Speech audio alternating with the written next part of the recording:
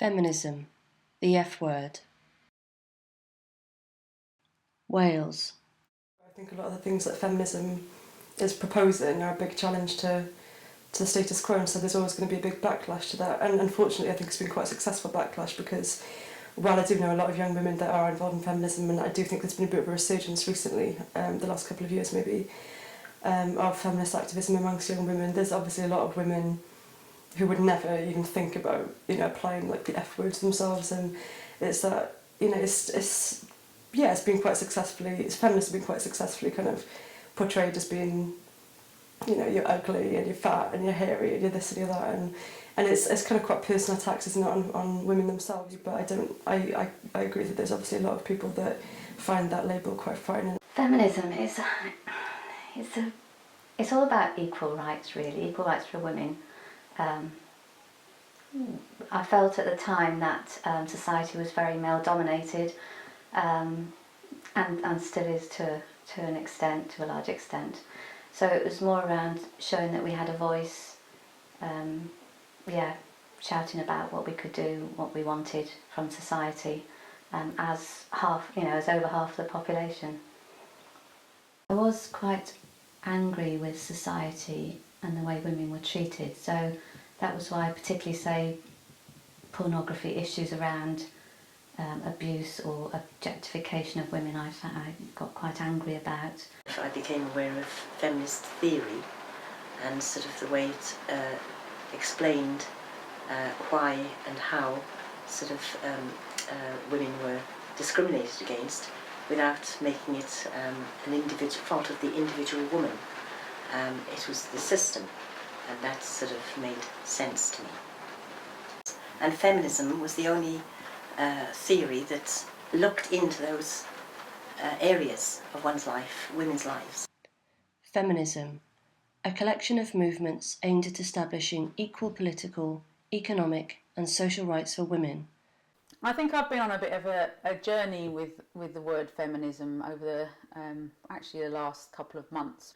There are definitions of what feminism is, but it's down to your individual interpretation of how you want to be a feminist. And I think one of the things my younger sister said to me is, every woman is a feminist. And I said, well, what do you mean? And she said, well, it just means equality for women. So how could you not want to vote? How could you not want equal rights in work? How could you not want to progress in your career if you're just as good as a man? How could you not want the same rights as everybody else? And I agreed with her. I was like, well, that's absolutely true, Feminism and what it achieved. Well, I mean, I think it achieved loads. I think that when your choices in life are a bit more expanded. You can be a solicitor. There's no expectation now for you to be married by the time you're 21 and having shed loads of kids while the husband goes out.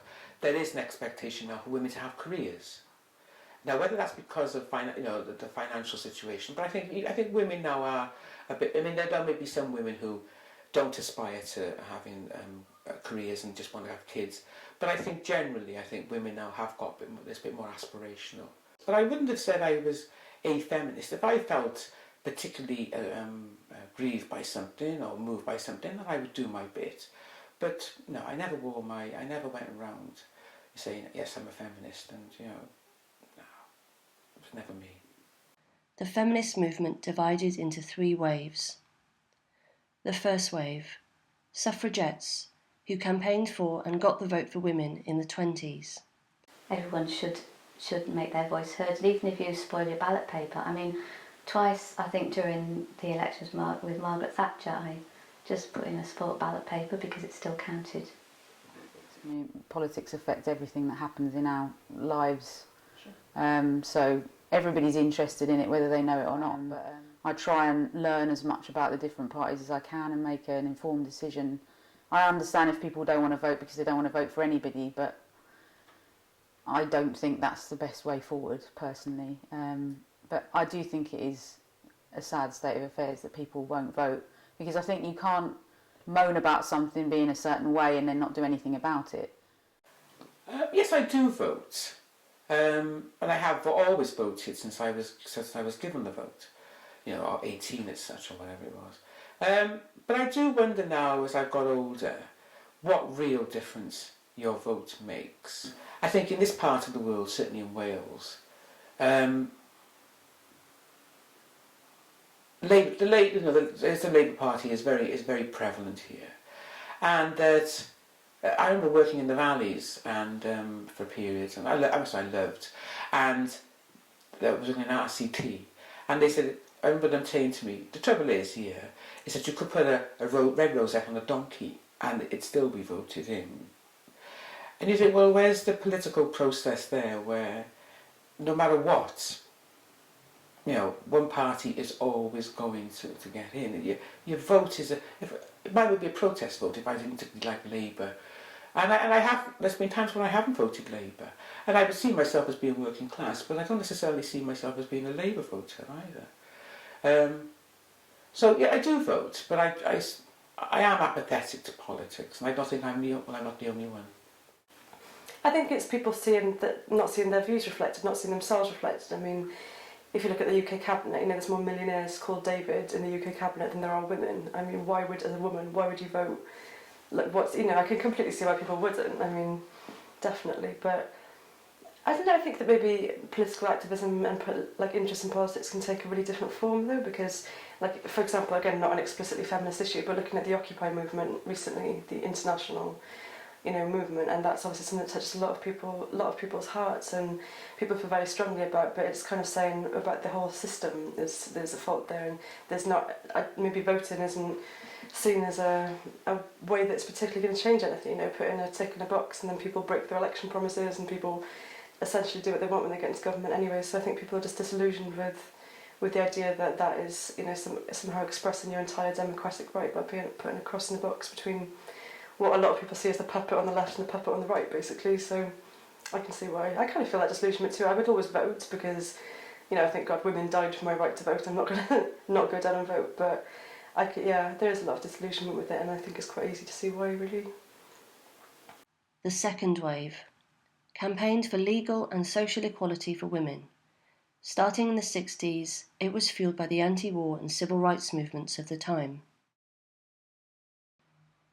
The women's liberation movement demands equal pay, equal education, free childcare, free contraception and abortion on demand, legal and financial independence, an end to the laws, assumptions and institutions which perpetuate male dominance, freedom from threat or use of male violence, freedom to define your own sexuality, an end to discrimination.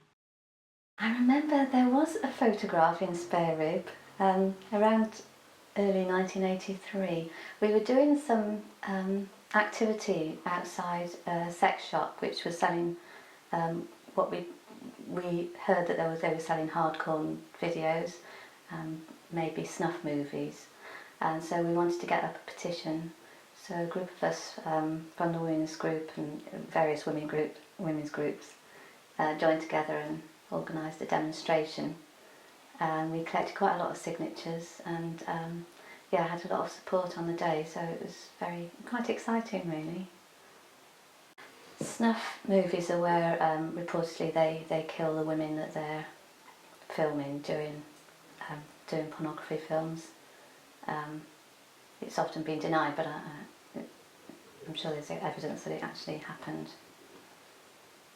When I was at university, in my final year, I was always interested in feminism, but I happened to be in a flat with another woman who wanted to join the women's group, so we went along together, and it was absolutely fantastic. We met a lot of brilliant women, spent the year sort of getting more politicised in terms of feminism and that, and started doing more and more sort of activities in Cardiff and around. Actually, we went down to Green and Common a couple of times because all the peace sort of activities were going on there. Went to London, did various activities, so it was very exciting. At the end of that year, we absconded with the Union minibus with a group of 12 women and went off to a feminist conference in Amsterdam, which actually had been advertised in Spare Rib.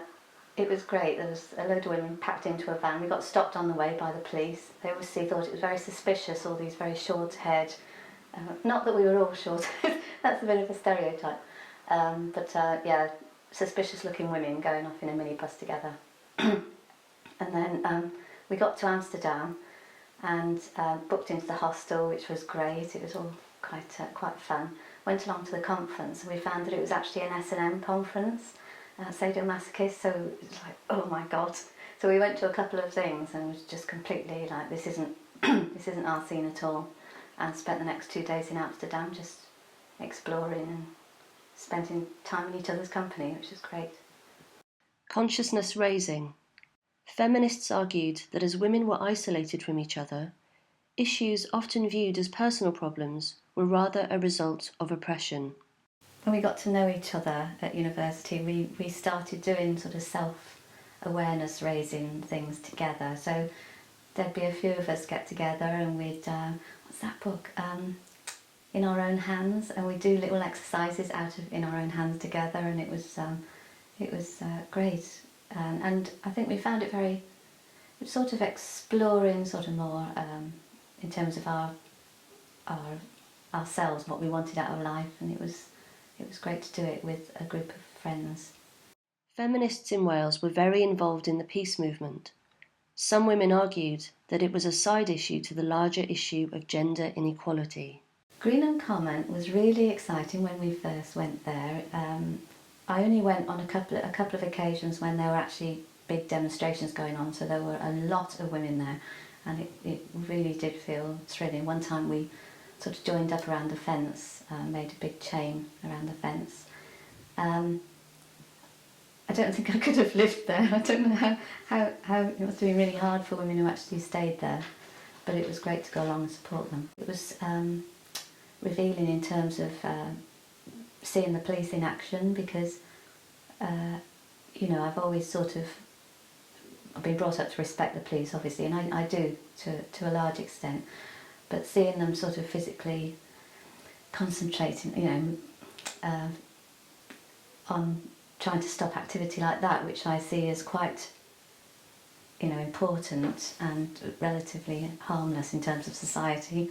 I attended several demonstrations and went on the march to Brawdy, from Cardiff to Brawdy, but I wasn't a continual member of the peace group.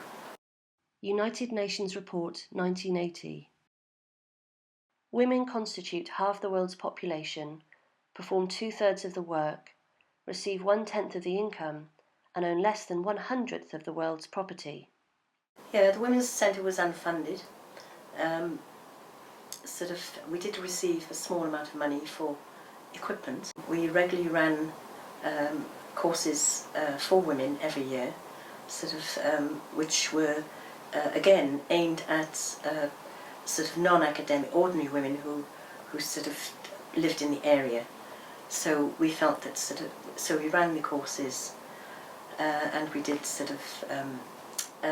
we celebrated International Women's Day, we celebrated South African Women's Day, we had events at the Women's Centre to bring women in and to give an area in which women's campaigning groups could make contact. When we finished university, when I finished, we started going along to a couple of the events at the Women's Centre, and yes, initially I do feel at the time it was very, very important to have a women's space, to have a place where women's activities could be planned. We'd had the university, so we were sort of fortunate in a way having space there, but the Women's Centre was important to Cardiff. There were a range of groups involved at the Women's Centre. There was a rape crisis group who opened up a phone line. There was a lesbian line group that opened up a phone line. There was several women's actions groups. There was a reproductive rights group who ran a conference in Cardiff. We had, from time to time, we'd have courses and all sorts of meetings going on at the Women's Centre. Being involved in feminism, one of the major topics of the time was sexuality, and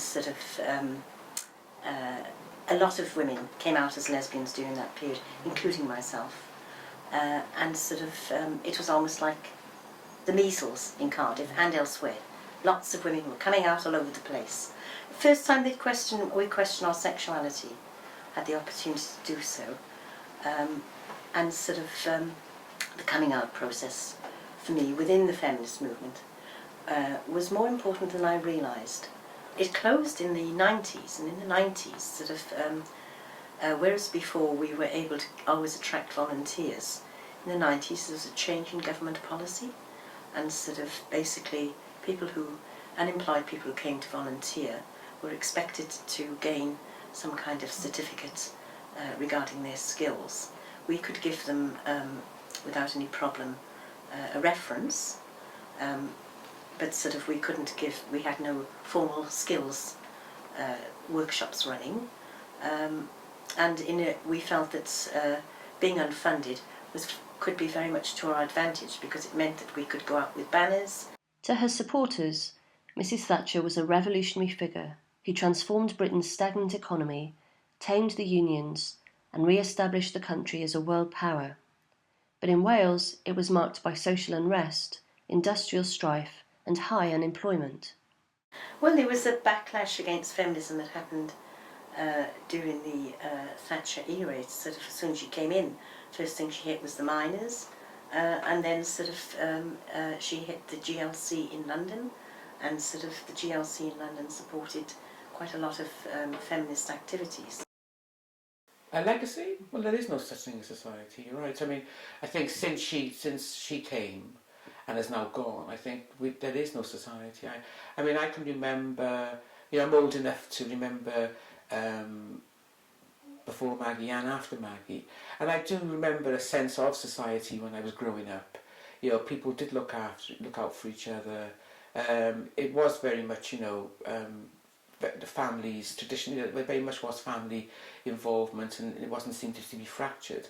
And I think since after Maggie came along, whether Maggie's to blame, I don't know. I mean, I know she said it, but was that already happening anyway? Was that just a state of where we are now? That's what happens. That as we go on and go on, things will change. So I think you're right. I think there is no society now. I think we very much do look after ourselves. I think she had a very damaging effect on society, right across the board. At the time, it was very hard to understand why she kept getting voted in, because it was so obvious to me and to anyone that I was at all, friendly with, that she was damaging society fundamentally. And I don't think we've really recovered from that.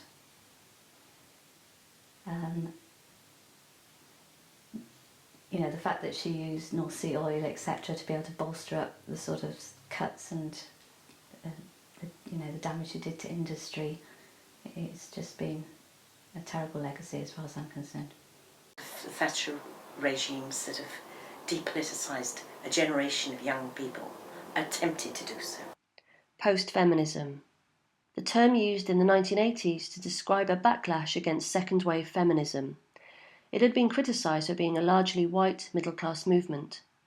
There was also a backlash in the right-wing press and feminist academics who were re-evaluating the movement. One of the criticisms was that it had become too radical. Cardiff Single Women's Housing Group was set up by a number of women in various different fields: probation officers, social workers, housing officers, because there was a bit of a concern about single homeless women that weren't recognised as being vulnerable by the local authority at the time, in terms of housing. If you were a woman with children, you invariably ended up in a refuge, a women's aid refuge usually. But if you were a single woman fleeing domestic violence, or a young woman coming out of care, there was basically very little provision. And what provision was there was the bigger hostels, which of course were male-dominated and not very. I think even the males struggled to stay there because they were quite violent and quite nasty places. It was run by women. It was run as a cooperative. Now, there's good things and there's bad things about cooperatives. And I think initially it started off with well intentions and well meaningful. But one of the things that I was there 10 years, one of the things that happened was we got bigger. What started off with one project, we ended up eventually having 6 or 7 different kinds of projects, all women, but it was either they were hostel types or move on or independent flats. And I think that got far too much as a collective for us to manage. So it kind of imploded on itself, I think, by the end. But the initial, idea, inception, was brilliant. One of the reasons why I think single women's implode is because we ended up eating you eat your own. The women just didn't get it. They weren't embracing or welcoming or warm. If you didn't follow their ethos or their mentality, then you were excluded. And I felt that very much, that I wasn't part of that. And I didn't want to be part of it. But even if I did, I probably would have ended up arguing with a lot of people. I thought, oh, for God's sake, what are you on about? And I know my friend, she was quite upset by it all. That she saw herself as a feminist, but wasn't welcomed into the feminist family. I would still consider myself a feminist, but I very rarely use that label because I don't think it's important. I don't think it really says it. It's got connotations that's a bit of a throwback. With post-feminism, you got bogged down with all sorts of minutiae that didn't seem to be relevant, and it seemed to prevent us from campaigning at the time or having the theoretical background to campaign. Post-feminism was not a good thing. It was as if we'd achieved equality and we hadn't. We had not achieved equality. So I think that's what you mean, isn't it? But in terms of post-feminism, I don't know, I think it's a bit of a red herring maybe, to be honest with you, because it's a label that obviously I don't think that many feminists have exactly made up, because how can you be post-feminism when feminism hasn't really stopped and the aims of the movement haven't been achieved? So I question the term, I think, to be honest. The third wave, a continuation of and a reaction to second wave feminism, allows women to define feminism for themselves. The third wave of feminism, as I see it, is tackling issues that the second wave we opened up, but they were not they carried on those campaigns. I got into feminism through music and then kind of progressed that through books and studies and all kinds of things and more political activism. But when I started organising feminist events and events mostly, it was when I moved here, and it was mostly focused on music, so we used to organise festivals. There was a movement, if you like, called L.Fest. I'm not sure if called L.Fest, and we did a L.Fest in Cardiff in 2005, maybe 2006. I met a lot of people doing that, and then sort of tried to really create spaces, like not women only spaces necessarily, but spaces where women could be more centre stage and have a place to perform. Alongside that, I'm quite political anyway, and I started working within the women's movement, working for national women's organisations in Wales about 4 or 5 years ago. So I've kind of had my fingers in a few pies, I suppose, and doing lots of local activism as well with Cardiff Feminist Network. I wanted to organise a feminist festival. I had a name for it. I wanted to call it Breaking the Waves because I was working with a lot of women, or I had worked with a lot of women who were quite firmly second wave feminists who maybe had been in the movement in Wales and elsewhere for quite a number of years, and were bemoaning quite a lot at the time that there was no young women into feminism and young women these days, etc., etc. And that just wasn't my experience outside of that work situation. I knew a lot of young women who were quite interested in feminism and doing their own activism. Maybe it was in a different way, but it was certainly there. So I kind of wanted to organise an event to bring together these different generations and really just to get past that whole way of looking at things, second wave, third wave, whatever wave we're meant to be on now. I thought it was quite kind of divisive, really. I didn't really think it was a very useful concept. So I organised a meeting and just made a Facebook page online and just sort of put it out there to see if anybody else would be up for it. And loads of people attended the first meeting to organise the festival, but it kind of transpired from that what people really wanted was a regular network of like-minded feminists to meet up with, to either to socialise with or to do activism with, campaigns or what have you. So it kind of came from the desire to create this kind of festival, and then it became something a lot more than that really, and it's still going now. So the CFN Garda Feminist Network is a network that is, well, it's totally on, the new thing is totally online, so it's very immediate in that sense, and not face to face.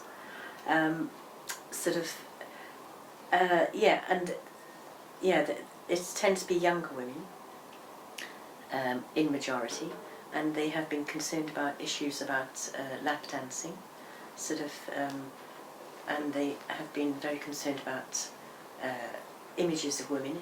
And earlier in the year they had a slut walk march, in Cardiff, and we're doing another big conference with funding from the Welsh Government to run a International Women's Day in Cardiff, and our intent within the group is to try and run this every year as far as possible. It's a pleasure being involved in such a group.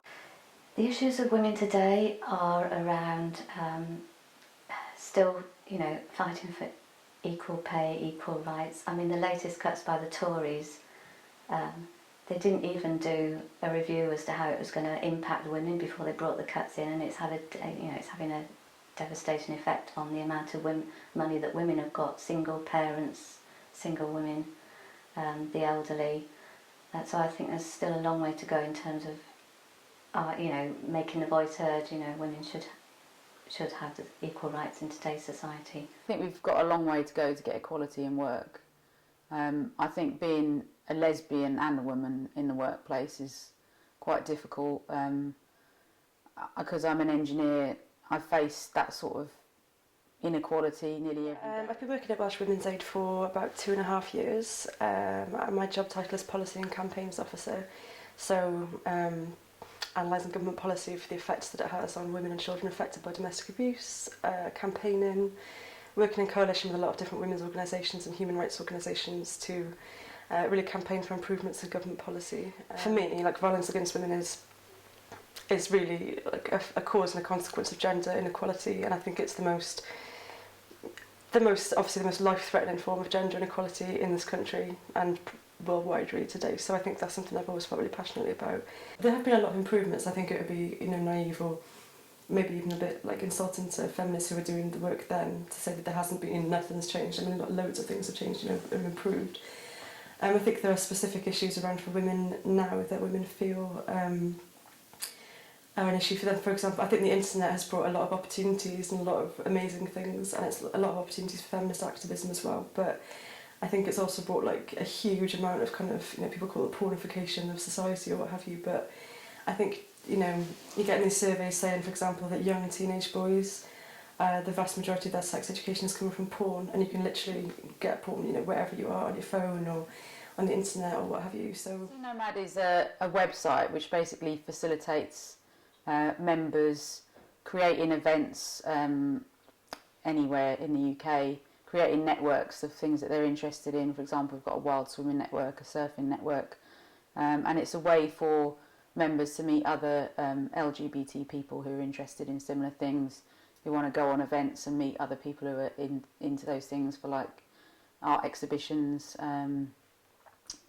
sports events, restaurant nights, anything you can think of. When I came out, the gay scene didn't really fit who I was, and in order to fit into the gay scene I had to change who I was. I was quite alternative, had really long hair, was a bit of a mosher. I just hated that I had to conform to something that was sort of already there in order to meet other gay people. And I thought, wouldn't it be nice if you were young coming out, or even older and just wanted to make new friends, that you could actually meet people in places that you like going, like art galleries, gigs, things like that. So the idea is that you create your scene around you and what you love, rather than having to go to a select few bars in a certain part of town that don't really represent who you are as a person. So someone has told me they'd done a survey in London on how gay people are socialising, and they're panicking because the scene is disintegrating.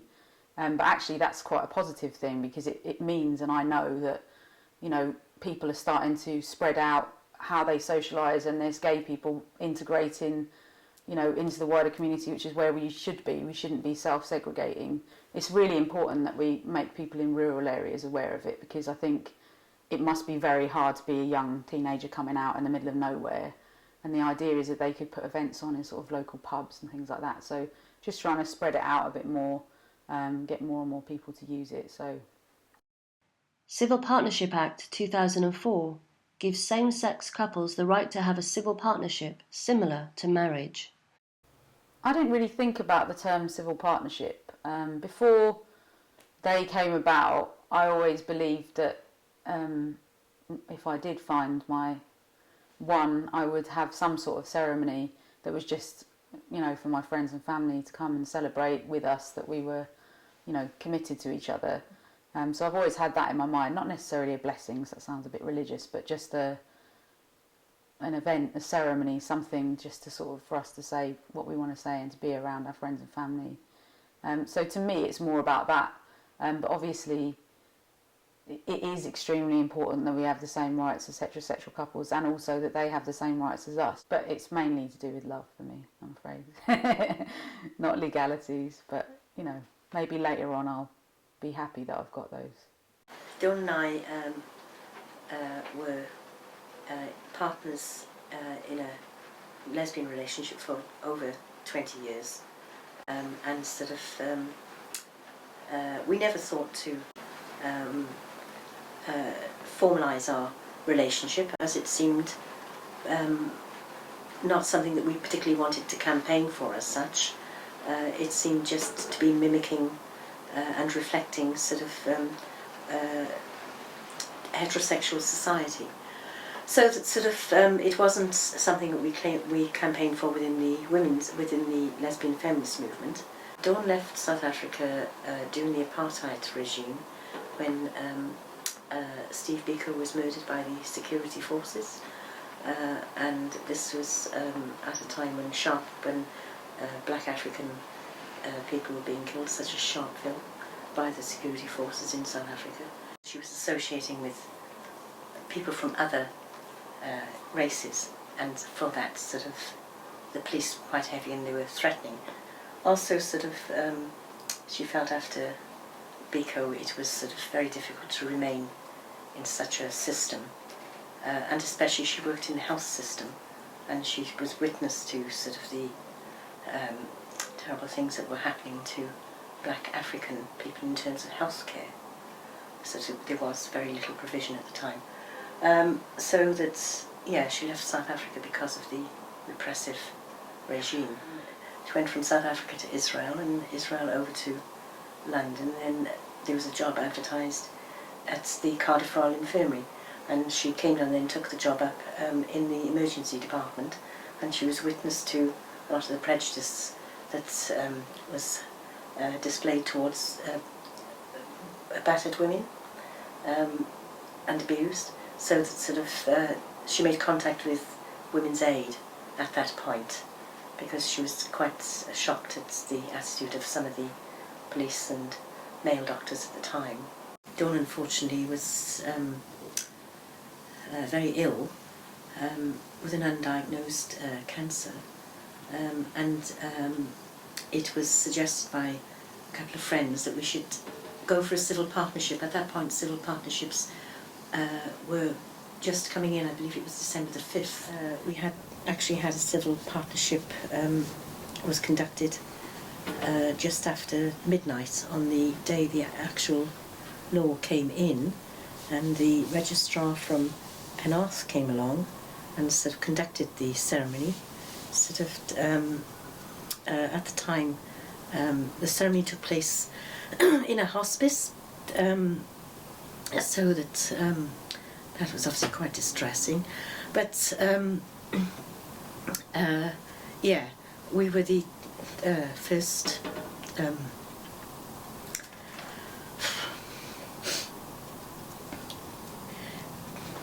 Sorry.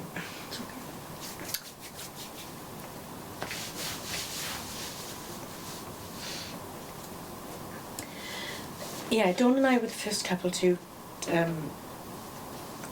go through the civil partnership, which took place at our own towers, sort of just after midnight when the law came in.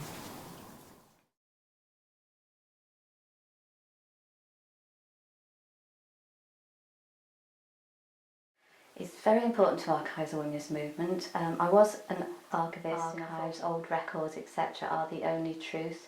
Like, they're subjective, but they're the only thing that you can really go back to and reanalyse and get, you know, so researchers can use them time and time again.